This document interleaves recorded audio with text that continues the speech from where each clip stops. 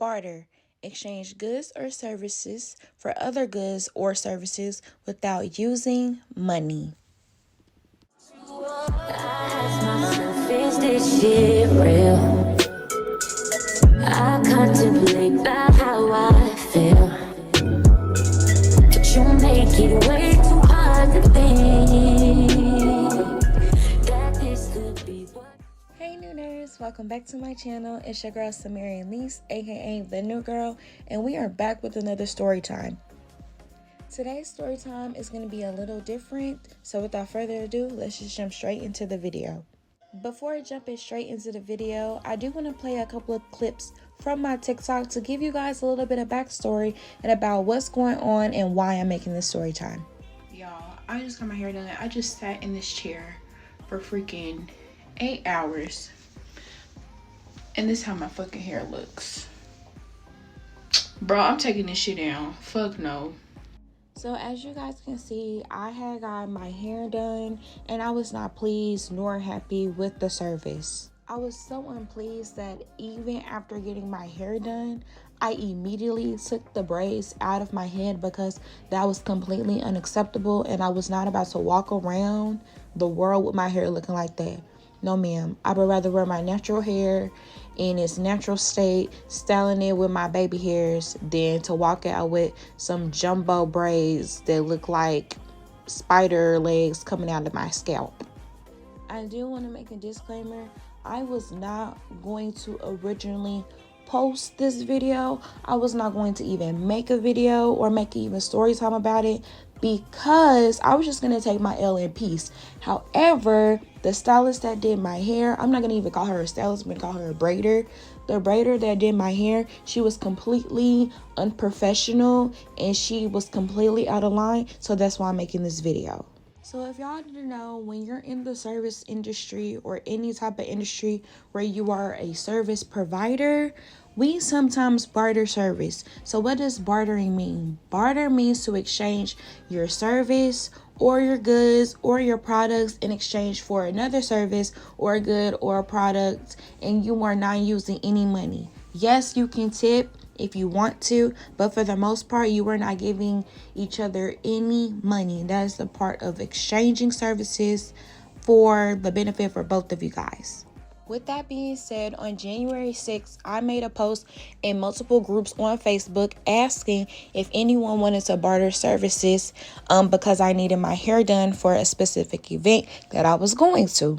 And I'm going to insert my messages from all the groups so you guys can see that I'm not lying and that I'm not making anything up.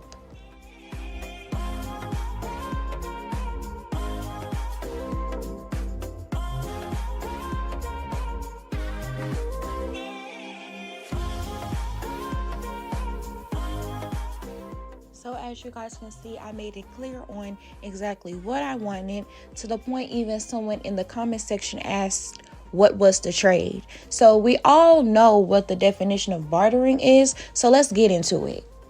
In this next clip, I'm going to show you the exchange I had with the braider, aka Angry Bird, and what that conversation entailed.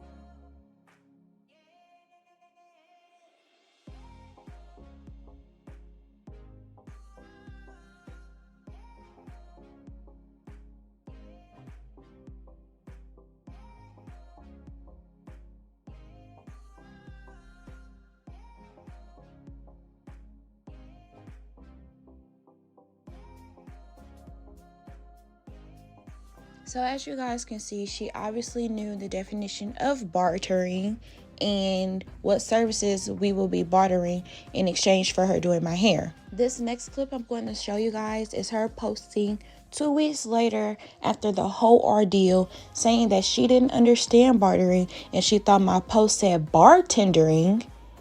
And basically, I'm just going to show y'all that she was lying and was caught in her web of lies and she didn't know that she was lying.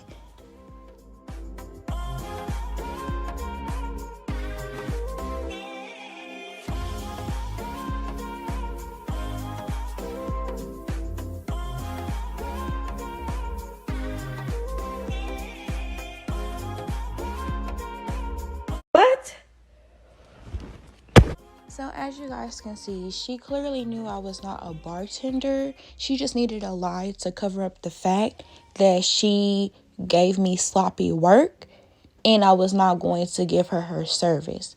Which brings me to my next talking point. Communication. So now let me give y'all a little backstory. So y'all will see in these next clips, I continuously ask Angry Bird, when did you want to get your service done? When did you want to get your service done? And I asked her follow-up questions after that. She decided not to answer those questions, but wanted to answer the other questions. So when you are not giving someone a clear communication on what you want and what you need and when you need it done, don't be mad and assume that they're going to have time to do it after you do their hair or after you do your service. That's why communication needs to be held on both sides, because I was clear on the date that I needed my hair done. You should have been clear on the date that you needed your wax done. Which brings up the question about why didn't I service her on her birthday. First of all, in our text messaging thread, I didn't delete anything. She did not mention that her birthday was the week that she was doing my hair or the next week after that. Mind you, if it was that important, she would have said that. I feel like when it's your birthday, you always gonna brag, oh, my birthday next week, or my birthday today, or my birthday tomorrow. You know what I'm saying? So if that was really a key thing that she wanted done on her birthday, she would have told me within those messages. Don't wait until the day of my appointment to try to squeeze in when I done sat here for 8 hours getting my hair done. That's not how it works, baby girl. So 2 weeks later, when my appointment finally comes and you're saying your birthday is next week and you want your wax, well, ma'am, I'm tired. We done sat here for 8 hours. You done braided my hair. I'm not about to give you your wax, especially when you've been standing up braiding my hair. No, ma'am, we need to go home, take a shower, do what you need to do. But besides that, I even let her know, hey, I will tell you when I can braid your hair, not braid your hair. I will tell you when I can give you a wax because I need to know how my schedule is going to look. My schedule is not set in stone. My schedule is very, very flexible. So I will get back to you.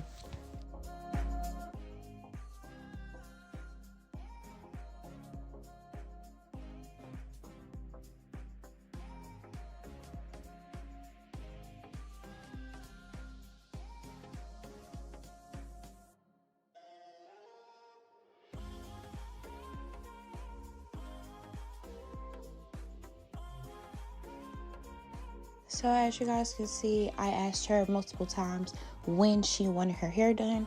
She beat around the bush and didn't answer the question. So don't assume that someone's going to have time to do your service after you do mine. Even if it's typical for people to do same day trade for trade, you need to make it clear that you want it the same day, because otherwise I would have done your wax first and then got my braids done, because braids take way longer than getting a 20-minute wax. So what's your next point, girl? Even left in the message where it has a timestamp of the time she was supposed to come to my house, which was 11 o'clock, but she didn't make it there until 11:45 because she had just woke up at 11:15. So not only are you unprofessional, but you also don't understand punctuality. Baby girl, you're not gonna last in this industry for 2 more years.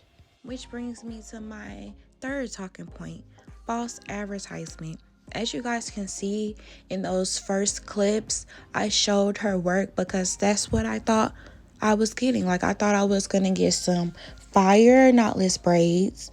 And I thought I was going to be able to go to my event very cute, very pretty, and feeling myself. But that did not happen. So in these next clips, you will see the conversation that continued on our thread when she asked me to get certain products and she asked me to do certain things to my hair and the things I've said. Mind y'all, I have gotten knotless braids before. I have type 4C texture hair. You can get knotless braids when you have 4C hair. You just got to go to the right person. But to be honest, it's not even about going to the right person. It's about the products they use and how they manipulate those products, which I will get to in my next talking point. But I'm just going to let y'all see the thread about what she said to do with my hair and the things I have done to my hair previously, because I had gotten a style literally 3 months before.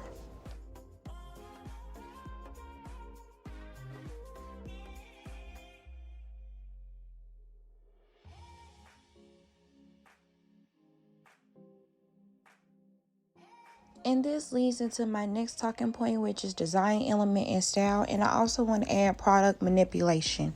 So let me ask y'all a question. If you are a man and you were about to go get your hair done or your hair cut, and your barber tells you, oh, you need to bring neck strips or you need to bring your own drape, aren't you going to look at them a little crazy? Or aren't you going to think that that's a red flag? Or if you're a woman and you like to get your lashes done and your lash tech tells you, oh, you need to bring a lash full of trays, or you need to bring me some tweezers and the right tweezers and these type of tweezers so I can do your lashes right.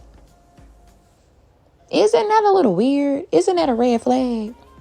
Or if your team is on a soccer team and the coach asks you to bring soccer balls when they should be provided, y'all don't think that's a red flag?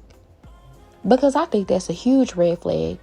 But with these new age stylists, they always want you to do something extra for your hair. First of all, if I'm getting a protective hairstyle such as knotless braids or box braids, I'm trying to avoid using heat. Why would I put a hot comb on my hair? Mind y'all, I'm also going to insert a clip where I had knotless braids 3 months prior to this situation.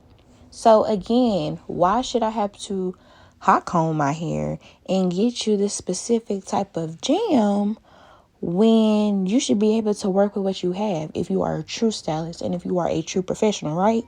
That's like a hairstylist saying, oh, you need to get Babyliss Pro flat irons because if I use anything ceramic, it's not going to give you the result. Baby, you're going to use what you have to get the results that you need because that's what a true professional does.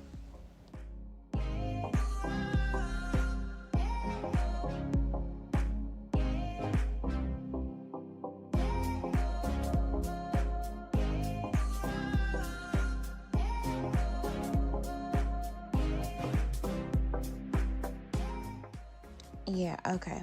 So, anywho, whenever you are providing a service for someone, make sure you are doing things to fit that person. So, as a makeup artist, I'm not going to do the exact same makeup look on someone that has a round face, on someone that has a heart-shaped face, because their head shapes are different. So, it's not going to look good. One thing is not going to look good on everyone. So she wanted to point out in these next clips I'm going to show you that my hair was uneven, which is true, but I have been getting my hair done since I was a little kid. I've been having an uneven head since I was a kid, and no other stylist has complained about my head. They just work around it because that's what real professionals do. And as y'all saw in those clips of me getting my knotless braids, my head was still uneven and my hair still looked great. So that's one, out of my control, and that's two, just justifying and proving my point that you are not a professional, or Angry Bird was not a professional, and she just didn't know how to take that. Simple.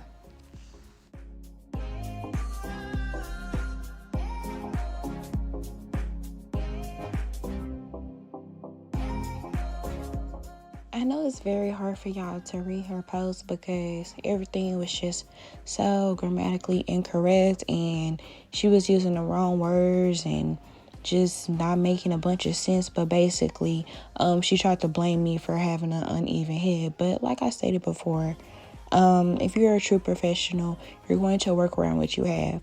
If I'm giving someone a facial and they have a bunch of bumps on their face, I'm going to offer extractions and I'm going to work around that. What? Why would you do that? Whoa. Now, you got too much dip on your chip. Huh? Now. I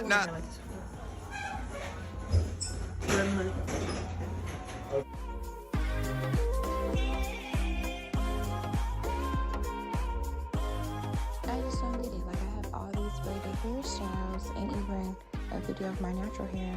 What's your excuse, baby girl? You can't do it? If you can't do it, then just say that.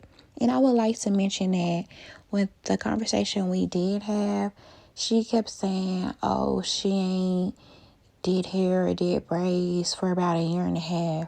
So you mean telling me you was practicing in my head? No, you got me fucked up. So now I'm just gonna show y'all clips on the conversation after the whole ordeal. Yeah. So in these next clips, you will see testimonies and comments from other people that have said that her work was crazy and it looked a mess.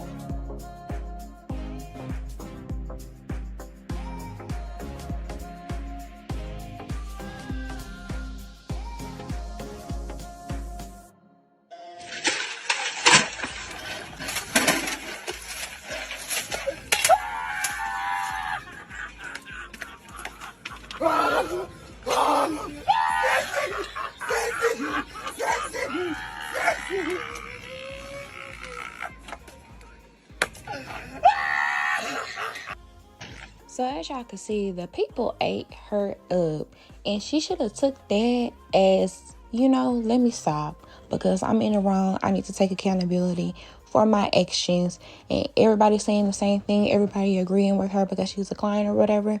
I need to go back in the lab, continue practicing my craft, and work on my professionalism. But no, just like one of the testimonials said, she's very insecure and she cannot take criticism.